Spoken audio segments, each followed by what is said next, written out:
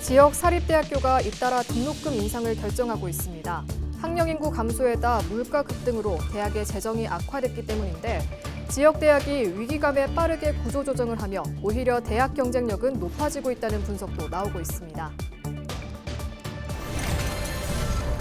지난해 부산 지역에서 14,000명이 순유출된 것으로 나타났습니다. 부산에선 금정구가 순유출률이 가장 높았습니다.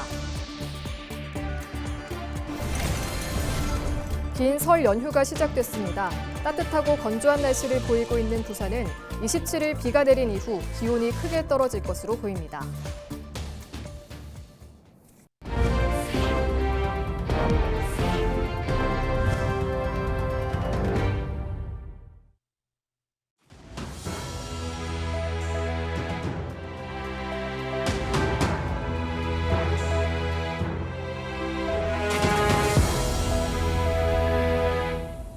시청자 여러분 안녕하십니까? 헬로티비 뉴스입니다.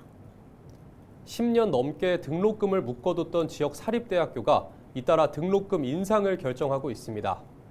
학령 인구 감소에다 물가 급등으로 대학의 재정이 악화된 것이 주요 원인인데요. 수년째 벚꽃이 피는 순서대로 지방대학이 문을 닫을 것이라는 위기감에 대학이 빠르게 구조조정을 하며 오히려 경쟁력이 높아지고 있다는 분석도 나오고 있습니다. 차선영 기자가 보도합니다. 부산 지역 사립대학교가 잇따라 2025학년도 학부 등록금 인상을 결정했습니다. 동의대학교는 지난해 13년 만에 5.44%를 인상한 데 이어 올해도 5.29% 인상했습니다. 경성대학교는 교육부가 정한 등록금 인상 법정 한도인 5.49%에 근접한 5.48%까지 올렸습니다. 부산 가톨릭대 역시 5.2% 인상한 가운데 대다수 부산 지역 사립대학교가 등록금을 인상할 것이라는 전망이 나오고 있습니다. 학령 인구 감소로 인한 등록률 급감, 지속적인 물가 상승, 여기에 인건비 등 고정 비용이 천정부지로 올랐기 때문입니다. 그렇다면 대학이 10년 넘게 등록금을 동결한 이유는 무엇일까? 교육부는 2009년 재정지원 사업을 대학의 등록금 인상 여부와 연계했고 2012년부터는 등록금을 동결한 대학에 한해서 정부 장학금을 일컫는 장학금 이유형 지원 조건을 내걸었습니다. 대학은 올해 역시 교육부의 동결 요청이 있었지만 더 이상은 버티기 어렵다는 반응입니다. 정부에서 재정 사업이나 이런 게 좀 제한을 두겠다 했는데 뭐 그런 것도 있지만 그래도 이제 최근에 보면은 그런 게 크게 뭐 불리익이 없는 것 같기도 하고요. 지금 국가장학금을 이유형을 받는 학생들한테 그걸 못 받잖아요. 학생들이 그만큼을 저희가 보전을 해줘야 되긴 합니다. 정부 지원 국가 장학금을 받지 못하더라도 최근 고물가로 인해 등록금을 인상하는 것이 더 유리하다고 판단한 것으로 보입니다. 지방대학이 존폐기로 했었지만 대학 경쟁력은 외려 개선되고 있다는 분석도 나옵니다. 부산, 울산, 경남 지역 대학의 입시 경쟁률 1대1 미만 학과 비중이 2023년 95개인 16.8%에서 2025년에는 41개 5.3%로 크게 감소한 것으로 나타났습니다. 입시 경쟁률 3대1 이하인 학과 비중 역시 2023년 33.8%에서 2025년 18.6%로 낮아졌습니다. 정시모집 지원율이나 이런 거 받고 봤을 때는 전반적으로 경쟁률이 높아진 것도 있겠지만은 세부적인 거로 막 들어가더라도 굉장히 많이 조금 경쟁력을 갖추고 있다. 취업에 유리한 대학과 학과로 학생들이 몰리는 상황 속에 이와 연계한 학과 개편에 지방대학이 발빠르게 나서고 있는 겁니다. 교육 전문가들은 대학 재정 정상화를 통해 지역 대학의 사활을 건 치열한 경쟁이 전개될 것으로 전망하고 있습니다. 헬로티비 뉴스 차선영입니다.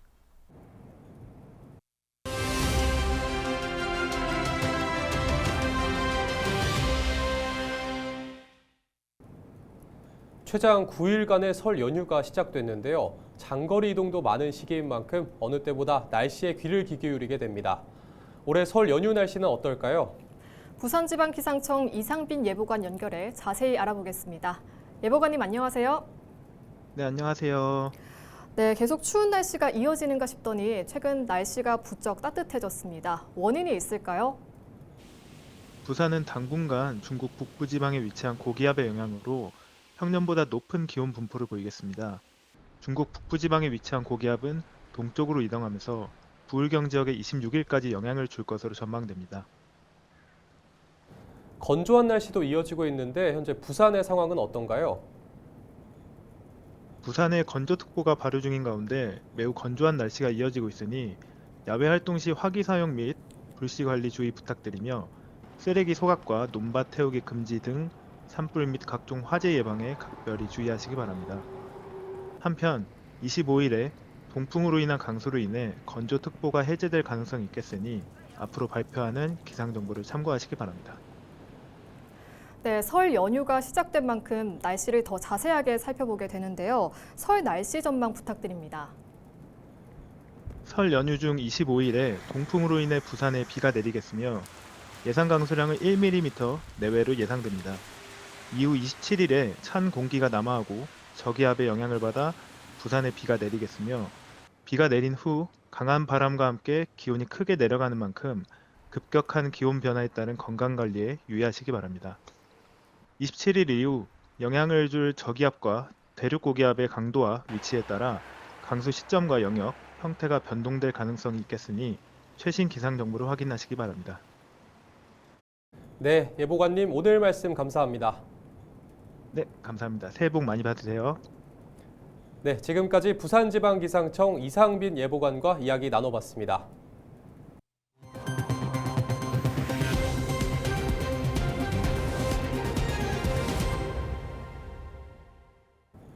부산시는 올해 정책 키워드로 혁신과 행복을 꼽았습니다. 이를 확장하고 구현해 다시 태어나도 살고 싶은 행복 도시, 글로벌 허브 도시로 도약한다는 계획입니다. 박형준 시장과의 신년 대담 내용을 SK브로드밴드 부산방송 김석진 기자가 정리했습니다. 박형준 시장은 제주항공 여객기 사고와 대통령 탄핵 정국에 대한 소회로 말문을 열었습니다.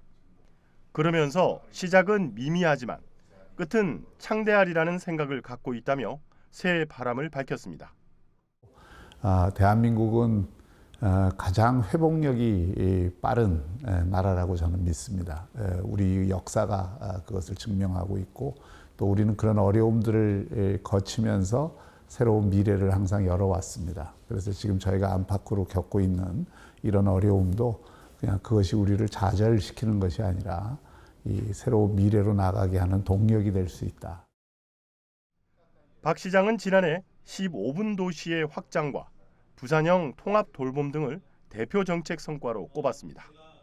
그중에서도 지방시대 4대 특구 선정은 글로벌 허브 도시로 도약하는 혁신의 발판이 될 것으로 자평했습니다.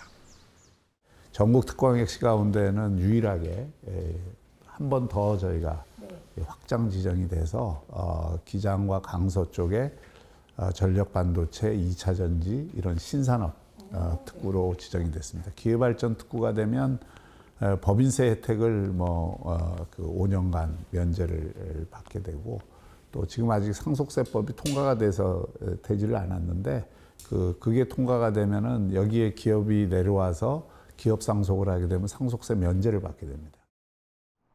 부산의 현안 문제에 대해서도 입장을 밝혔습니다. 먼저 북항 재개발 사업은 4조 5천억 원의 외자 유치로 글로벌 문화관광 상업 뉴타운 조성을 계획하고 있습니다. 산업은행 부산 이전은 민주당의 동의만 남았다며 설득을 위해 노력하겠다고 답했습니다. 이미 본사 이전에 전이라도 그 일부 기능들을 지금 지역으로 내려보내고 있고 지역 금융 투자센터라든지 또 이 새로운 이제 펀드 조성이라든지 이런 데 지금 산업은행이 적극적인 역할은 하고 있습니다.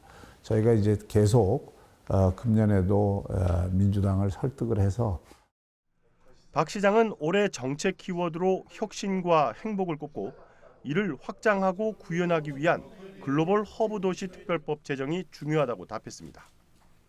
또 지역 내수 활성화를 위한 민생 안정 자금 4,500억 원도 투입할 계획입니다. 박 시장은 끝으로 시민들에게 도움이 되는 많은 정책들이 있다며 이를 활용해 주길 당부했습니다. 우리 시민들께서 그 여러 면에서 좀 이 발전과 성취의 한 해가 되었으면 좋겠고요.